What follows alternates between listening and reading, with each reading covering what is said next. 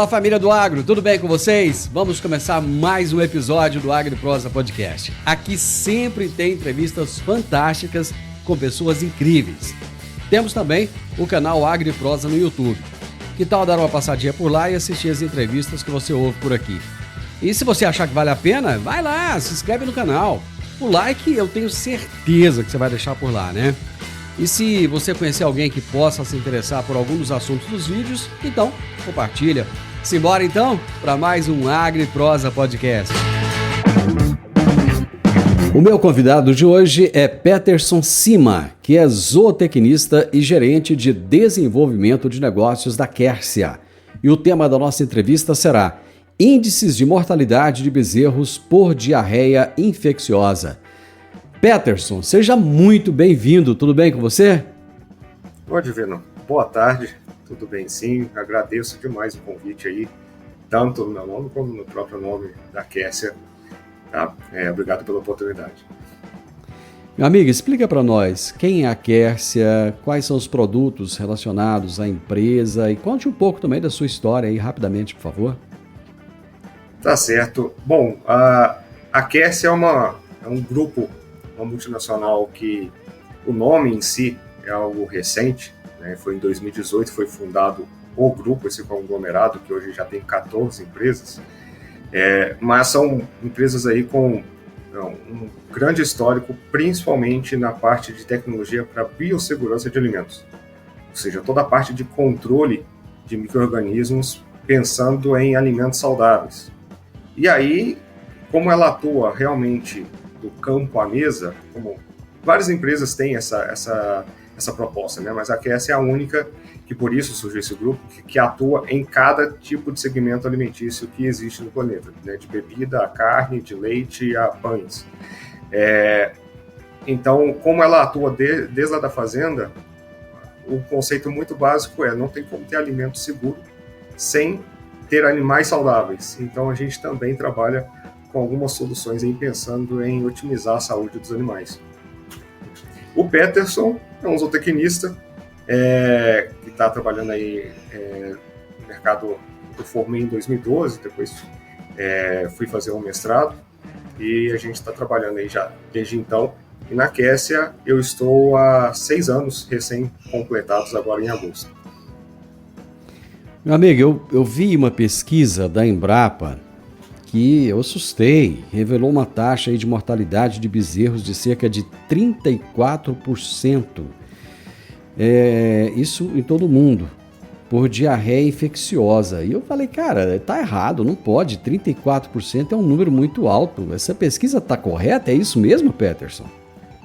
Então, se for olhar o cenário geral, sim, pode chegar a isso, não é algo...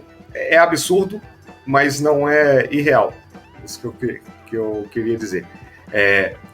Se a gente for olhar as fazendas que trabalham com um bom índice de controle, não necessariamente tem que ser uma super fazenda em tamanho, com as tecnologias de ponta que mais existem no mercado, tá? Mas fazendas que têm principalmente um bom sistema de controle do sistema de cria de bezerras e tudo mais, você vai estar muito longe desse índice realmente.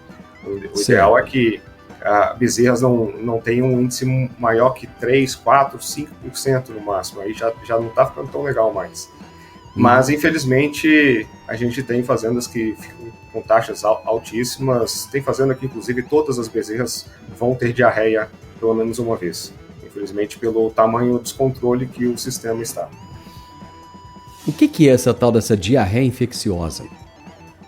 A diarreia infecciosa é uma versão quadro de diarreia que vai acometer não só bezerros, né, durante toda a vida da vaca pode acontecer dela ter uma diarreia, como, né, nós seres humanos também enfrentamos esse tipo de doença, sim. E a diarreia infecciosa são aquelas causadas por algum agente infeccioso, no caso algum tipo de bactéria, algum tipo de fungo, vírus, protozoário, seja qual for o tipo, né? Então, dependendo do organismo que conseguisse adentrar no organismo da bezerra e conseguir gerar uma infecção, a gente tem a diarreia infecciosa. E existe a diarreia não infecciosa, que é quando tem outros motivos, como simplesmente um desarranjo ali nutricional, alguma coisa que faz entrar no quadro de diarreia, mas não tem nenhum micro-organismo patogênico.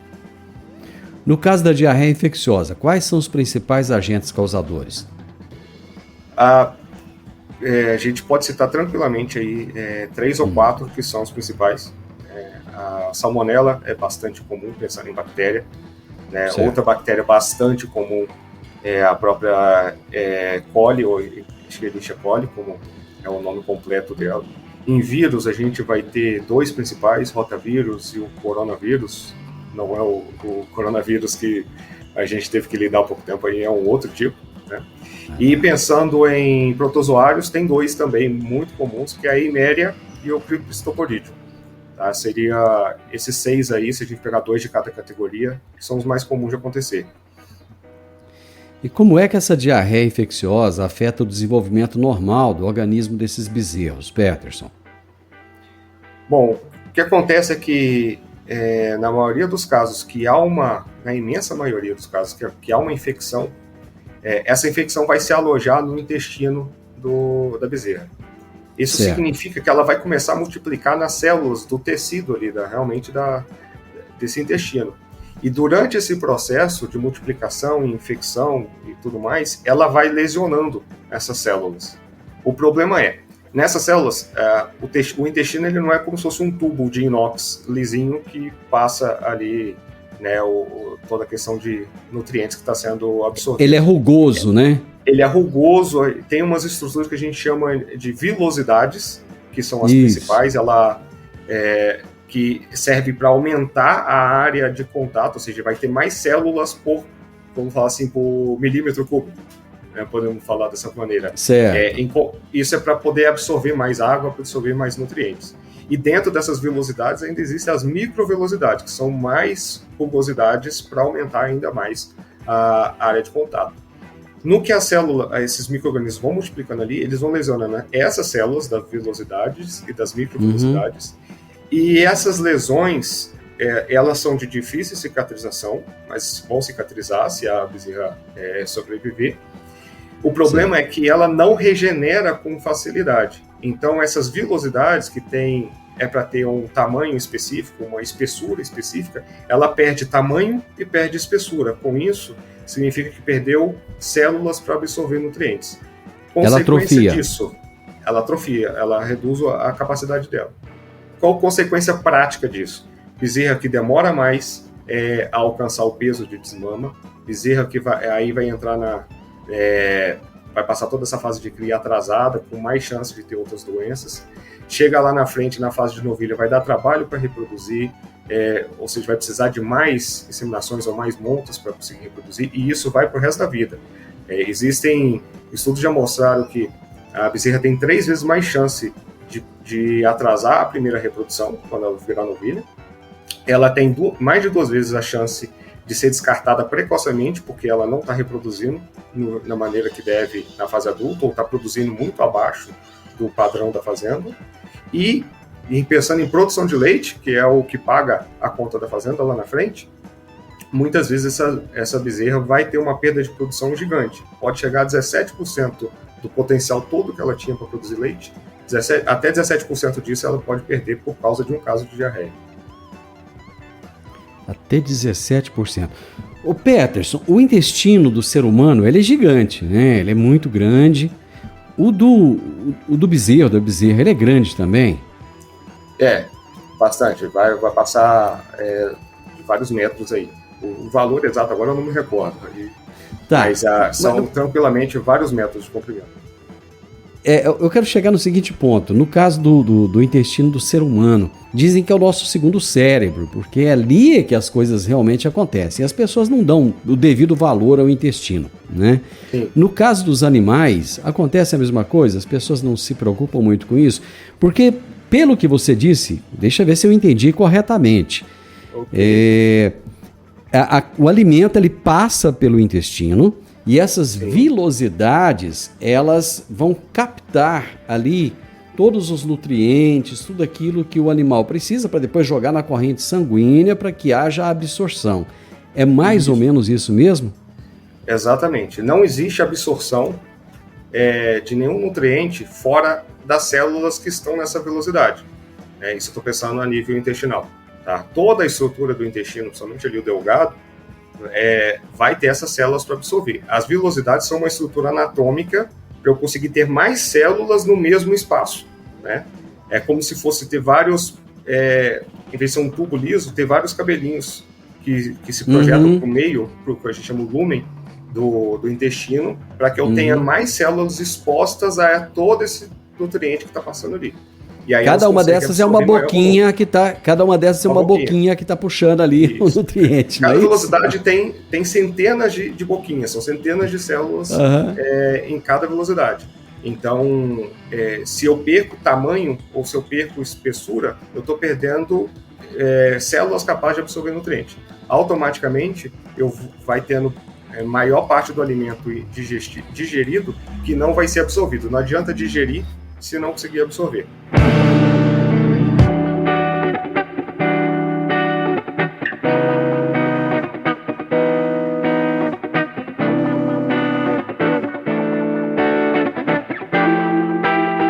Peterson, quando eu fiz colégio agrícola, já tem uns dias, já tem bastante tempo, eu tinha um excelente professor de bovinocultura, o nome até inusitado, professor Ipojucã de Goiás, Brasil.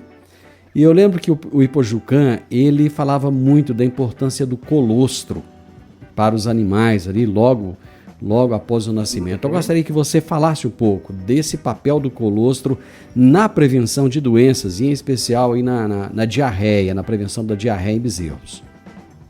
Ok. Colostro, ele pode ser a salvação ou o terror dentro do sistema de cria. Tá? Ele é inegável a necessidade desse alimento, que é o primeiro alimento que a bezerra precisa ter contato. Ali, porque acontece, a placenta de uma vaca, ela tem uma estrutura diferente de alguns outros mamíferos. Ela não consegue passar com eficiência anticorpos para o feto que está sendo gerado. Então, como é muito prejudicada essa transferência, o bezerro é praticamente dependente 100% dos anticorpos que vão estar no colostro da mãe quando ele nasce. Aí, então, ele precisa ter acesso a esse colostro dentro de um volume, ou seja, uma quantidade de colostro certa, dentro do tempo certo e na frequência certa. Então, não basta apenas o bezerro beber, a bezerra beber o colostro que ela precisa. Ela precisa beber no tempo que ela precisa e na quantidade que ela precisa. Explica para o pessoal aí o que é o colostro. Porque muita gente deve estar ouvindo assim, mas o que esse povo está falando? O que é esse tal desse colostro? Colostro é um leite reforçado, dá para a gente resumir dessa maneira. Ele vai ter muito mais gordura, muito mais proteínas, nutrientes de maneira geral. Ele vai ter uma concentração maior do que um leite padrão que a mesma vaca vai produzir. E junto a toda essa carga nutricional para ajudar o bezerro ali nos primeiros dias, ele vai vir com essa carga forte de anticorpos para que a bezerra tenha imunidade eficiente contra as doenças. Então isso é importante para prevenir não só a diarreia, mas todas as doenças que acontecem nessa fase de cria. Tá? Então, se não der colostro de qualidade, tem essa questão também, a bezerra não vai ter a imunidade adequada. Com isso, ela aumenta muito a chance de ter casos de diarreia, problemas respiratórios ou outras infecções como tristeza parasitária, ou seja qual for. Tá? Então, ele é imprescindível, mas precisa ser feito de maneira correta, no momento correto, e a qualidade também. Às vezes, a própria vaca, ela não produz um colostro de qualidade, porque a gestação foi complicada, não teve uma nutrição tão boa, ou seja, tem alguns fatores para isso. E aí, por isso, entra muito importante o famoso banco de colostro, que é uma reserva de colostro excedente de outros partos que tiveram, de qualidade, que em vez de se descartar, se guardou isso congelado para se utilizar para quando for necessário, por exemplo, quando uma vaca pare e o colostro dela não está de qualidade. Qual é o momento certo e a quantidade certa desse colostro a ser absorvido por esses bezerros e bezerras? Tradicionalmente, já há muitos anos, se trabalha com uma recomendação de que o bezerro deve beber pelo menos 10% do seu peso vivo ao nascer. Então, se é um bezerro que nasceu com seus 40 quilos, ele precisa beber 4 litros de colostro em até 6 horas após o nascimento. Tá? Por isso aí entra muito importante a questão de observação de partos, para que não se perca o tempo para a oferta, né? E aí, depois desses 10%, ele recebeu mais 5% de referente ao peso dele, então se era 4, agora mais 2 litros, no restante das horas até o final do primeiro dia de vida, ou seja, nas 18 horas para frente, ele tem que beber pelo menos mais 2 litros. Isso é a recomendação mais comum e padrão. Tem alguns estudos mais recentes, de alguns anos para cá, que já demonstram que se a gente intensificar isso nas primeiras horas, a gente vai ter bezerras mais saudáveis com uma defesa melhor. E essa intensificação seria dar os mesmos 10%, só que em vez de até as 6 primeiras horas após nascer, seria nas 2 primeiras horas após nascer. E por que toda essa questão? Tá? E aí manteria aqueles 2 litros a mais ali até fechar 6, 8 horas no máximo. Por que é importante ser tão cedo? Como a gente falou, na gestação não tem transferência suficiente de anticorpos pela placenta. Isso não é eficiente. E a bezerra, quando nasce, ela tem o intestino dela, que a gente estava falando agora há pouco, células de imunidade são grandes. Então, você precisa de um buraco maior, podemos dizer assim, na célula, para ela passar e ir para a corrente sanguínea. Se eu demoro, as horas vão passando após o nascimento e esses espaços por onde a célula de defesa passa no intestino vão reduzindo de tamanho. Então, a partir de algumas horas, já se fechou bastante esses espaços e aí não consegue mais absorver esses anticorpos. Então, por isso, dá o mais cedo possível, que é quando esses espaços estão mais abertos. Basicamente seria isso. Entendi. Eu tive a impressão que lá atrás você falou de efeitos de longo prazo que a diarreia pode trazer na fase adulta desse animal. Quais são esses efeitos mesmo? Vai ter... São as duas principais questões aí para uma vaca adulta. Produzir leite de qualidade e reprodução. Tem ainda a parte também de saúde, que é importante, são os 3 pilares: sanidade, reprodução e a produtividade.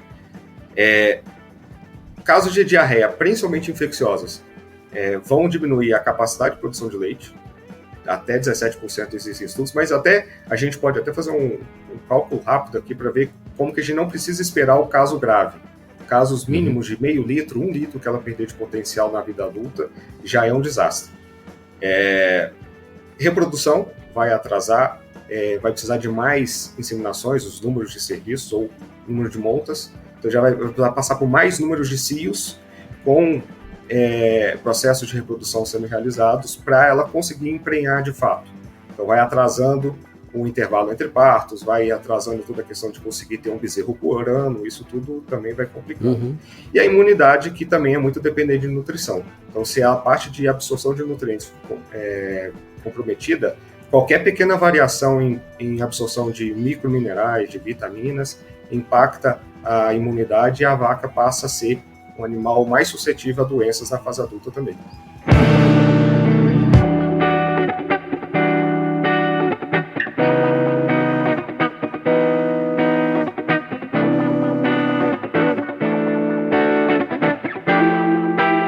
Peterson, você falou lá atrás que se o manejo for bom, existe uma diminuição daqueles números, né, que eu trouxe inicialmente, lá no início da nossa prosa.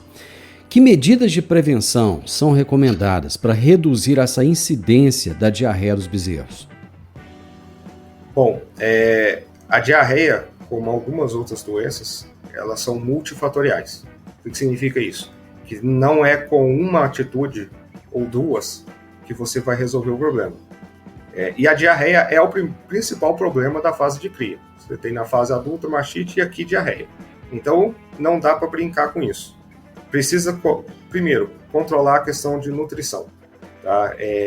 Muitas vezes se oferece a substituição do leite por sucedâneo, por questões financeiras. O leite é o que paga a conta da fazenda, ficar fornecendo leite para a bezerra é um problema, muitas vezes financeiramente. E aí se parte para o sucedâneo, o famoso leite em pó, só que tem sucedâneos de boa qualidade e de má qualidade. E aí não adianta eu simplesmente achar e comprar um mais barato. Porque, por exemplo, se eu coloco na oferta dessas bezerras, por exemplo, uma fonte de proteína de soja, nos primeiros dias ali, eu vou ter problemas. Não adianta. Ela vai atrapalhar a questão de digestão e aí vai atacar as velocidades também. Olha que curioso. Então, mesmo sem antes chegar à situação da diarreia em si. Então, você tem fontes e tem sucedâneos bons. Leite, se for dar, tem que ser um leite de qualidade. O pessoal, infelizmente, ainda utiliza muito de leite que não está bom para vender, que é o leite que está com antibiótico, que é um leite que está com CCS muito elevada. Isso vai trazer prejuízo para o bezerro também, vai expor ela a mais doenças, a um desenvolvimento pior. Tá? E considerando o leite de qualidade ou um sucedâneo de qualidade, ainda tem, por exemplo, temperatura que você vai dar esse leite, a quantidade. Se você dá muito leite, muito sucedâneo por dia, vai causar uma diarreia. Então, nutrição. Saneamento, higienização do ambiente, higienização de todo tipo de ferramenta, equipamento que as bezerras vão ter contato. Evitar o contato delas entre si, aí juntamos saneamento com a parte social de alojamento, que significa o seguinte: as bezerras, principalmente ali os primeiros 60 dias, é imprescindível que elas sejam separadas uma da outra, pensando em sanidade. Tá? Que significa isso? Que uma bezerra não pode ter contato físico com a outra. Elas podem até viver no mesmo ambiente, elas se olham, se observam, sentem o cheiro, mas elas não se encostam. Nem elas, nem, obviamente, a gaiolinha ou qualquer outra estrutura que seja. Por quê? Se uma adoece, ela encosta numa outra, passa essa doença para outra, porque esses vírus, esses vírus passam até pela saliva, e aí vira uma cadeia, igual dominó, quando se montava aquele caminhozinho, né? Derrubava um, derrubava todos.